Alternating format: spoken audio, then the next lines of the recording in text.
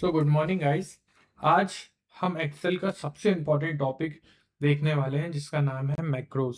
Macros क्या करता है कि हमारे जो रिपीटेड टास्क हैं उसको बार बार रिट्राई करने में हमारी हेल्प करता है। सपोज मेरी कंपनी की एक मेन सीट है जिसमें एम्प्लॉय आईडी लिखी हुई है, डिपार्टमेंट है, मंथली सैलरी है, एज है, कंपनी का ईयर है, परफॉर्मेंस है।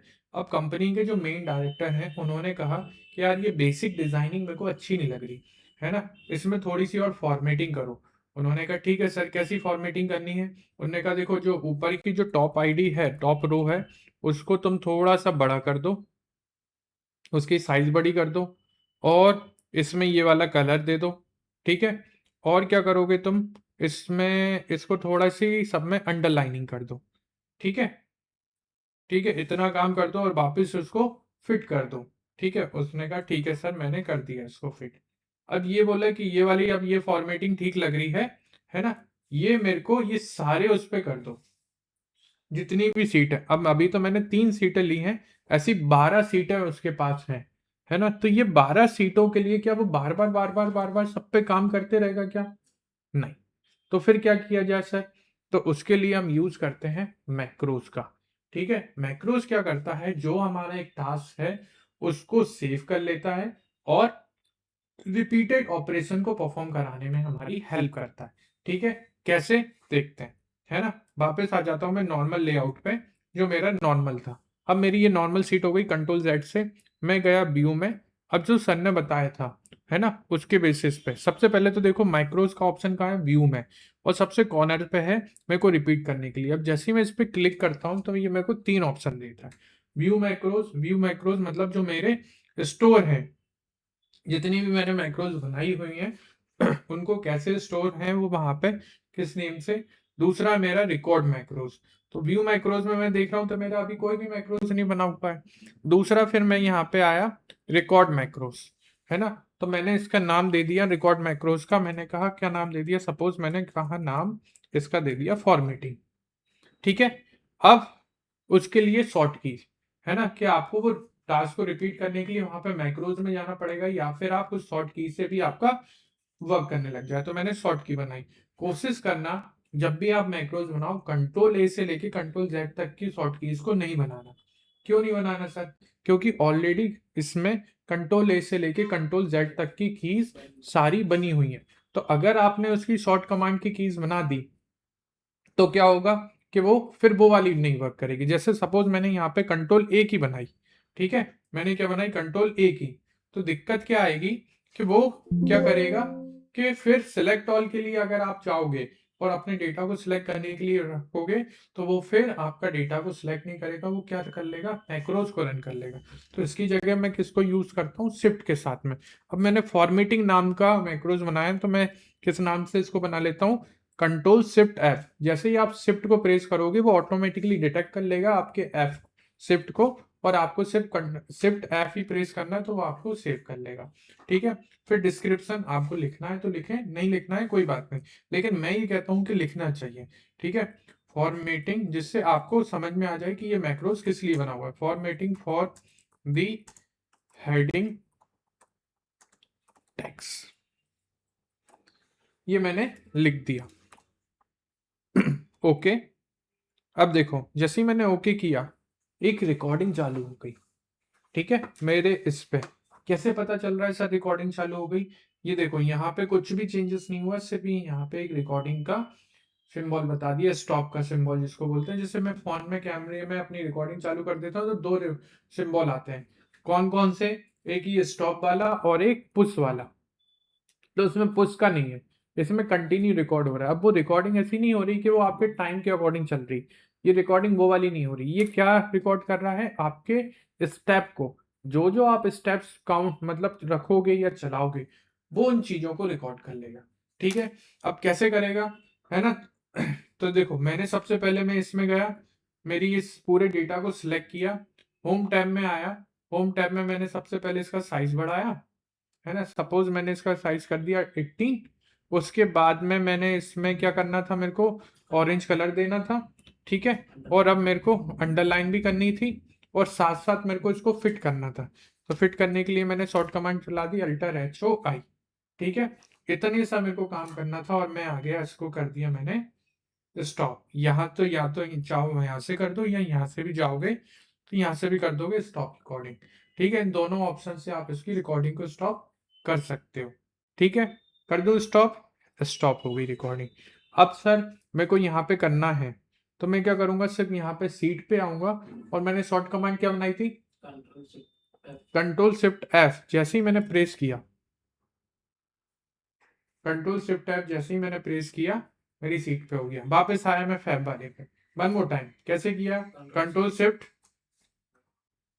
मेरे रिपीटेड टास्क है ना। ऐसे ही अभी तो मैंने सिर्फ 4 स्टेप्स ली, ऐसे आप मल्टीपल स्टेप्स को लेके स्टोर कर सकते हो। ठीक है, ये मैक्रोस में है। दूसरा ऑप्शन इसमें मैक्रोस में आता है कि सर इसमें एक प्रॉब्लम ये आती है कि आपने जिस रो को सिलेक्ट किया ये वहीं पे ही होगा। अब जैसे मैं इस सीट पे होके कंट्रोल शिफ्ट एफ प्रेस कर रहा हूँ तो वो नहीं हो रहा है। क्यों? क्योंकि उसने क्या स्टेप को सेव कर लिया है कि ये सिर्फ जब भी उसको पहली रो मिलेगी है ना उसी पे ही करेगा। लेकिन सर अगर मेरे को सपोज ये वाली रो को भी हाईलाइट करना है, इसी डेटा में ये वाली रो को हाईलाइट करना है या ये वाली रो को हाईलाइट करना है, तो मैं क्या करूं, है ना। उसके लिए फिर हम यूज करते हैं यूज रिलेटिव रेफरेंस, है ना। इसको इनेबल करने में बहुत बिल्कुल बारीकी से देखना। जैसे मैं इसमें क्या करता हूं कि देखो मैं इसको क्लिक करता हूं, अब मैंने क्लिक करा तो देखो बाहर की साइड में एक बाउंड्री लाइन आ गई। ये देखो बाहर की साइड एक बाउंड्री लाइन आ रही है।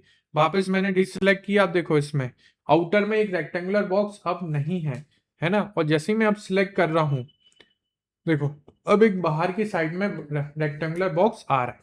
जब ये रेक्टेंगुलर बॉक्स आ रहा है दैट मीन कि रिलेटिव इंडेक्स का काम वर्क कर रहा है। अब क्या होगा, अब मैंने इसको यहां से आया, अब मैं यहाँ पे सिलेक्ट कर रहा हूँ रिकॉर्ड मैक्रोस। ठीक है, सपोज अब मेरा क्या होगा, मैंने मैक्रोस का नाम दे दिया, मैंने इसका नाम दिया फॉर्मेटिंग रोज। मैक्रोस का नाम कोशिश करना कि आप उसमें स्पेस ना दो। ठीक है, मैंने इसके लिए यूज किया कंट्रोल जी कर लेता हूं, है ना। ये मैंने कर लिया इसको, है ना, formatting of rose with relative index. ठीक है, और मैंने इसको कर दिया ओके। अब मैं इस रो पर आया, ठीक है, इस रो पर आया और इसमें मैं होम पे गया और इसको मैंने जस्ट कलर दिया। ठीक है, और थोड़े से टेक्स्ट को भी बड़ा कर दिया। ठीक है, अंडरलाइन करना है क्या, इटैलिक कर देते हैं इस बार, थोड़े से तिरछे, है ना। और मैंने अब माइक्रोस को क्या कर दिया, ऑफ। ठीक है, अब यहाँ पे वापस आते हैं। कौन सी शॉर्ट कमांड चलाई थी हमने, कंट्रोल शिफ्ट जी, हो गया। इसमें भी कर सकते हैं, हाँ ये किसी में भी देखो, लेकिन इसमें अपन ने एक छोटी सी मिस्टेक कर दी इसलिए ये प्रॉब्लम आ रही है। क्या प्रॉब्लम आ रही है, क्यों प्रॉब्लम आ रही है, जैसे मैं यहाँ पर हूं ना तो मेरी 3 रोज ऊपर कर रहा है वो, क्यों कर रहा है ना, ये देखो 3 या 4 रो ऊपर कर रहा है। क्यों मिस्टेक हुई है, क्योंकि जब हमने उसको रिकॉर्ड कर रहे थे तब मेरी ये वाली लाइन सिलेक्ट थी। तो उसने क्या किया कि ये वाली लाइन जब मेरी सिलेक्ट थी ना तो उसने ये भी कर लिया कि जो यूजर ने ये लाइन को सिलेक्ट करा है उसके 4 रो ऊपर जाके मेरे को रेफरेंस करना है। देखो ध्यान से, जैसे अब मैंने यहाँ पे सिलेक्ट कर रहा हूँ, है ना, और यहाँ से मेरा पॉइंटर चला रहा हूँ, उसकी 4 से 5 रो पे ऊपर वर्क कर रहा है। तो अब सर ये तो मिस्टेक हो गई, कैसे करें, या तो यहाँ पे जाओ रिकॉर्ड मैक्रोज में और देखो मेरे कोडिंग को, है ना, इसमें कौन सी कोडिंग चलती है, विजुअल बेसिक की। ठीक है, इसमें देखो ये वाला जो मेरा फॉर्मेटिंग रो वाला है इसकी एडिट ये विजुअल बेसिक की इसका कोड शुरू हो गया। अब देखो ये स्टेप बता रहा है, सब फॉर्मेटिंग ऑफ रो।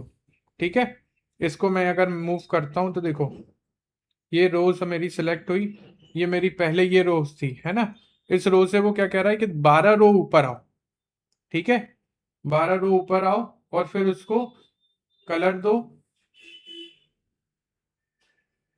और वापस काम कर लो। ठीक है, इसकी जगह पे अगर मैं कर देता हूं एक्टिव सेल यहाँ पे 0, अब ध्यान करते हैं, कंट्रोल शिफ्ट जी हो रहा है जिस रो को मैंने सिलेक्ट किया।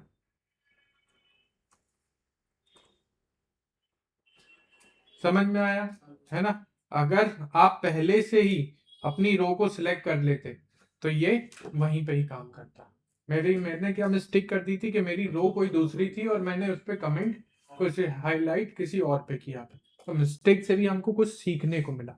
ठीक है, अब एक और टास्क इसमें परफॉर्म कराते हैं। हाँ, मैक्रोज अगर आपने जो भी एक्शन परफॉर्म कराया है तो वो कभी भी रिपीट मतलब अंडू नहीं होता। जैसे आप चाहो कि मेरा कंट्रोल जेड हो जाए तो ये पॉसिबल नहीं है।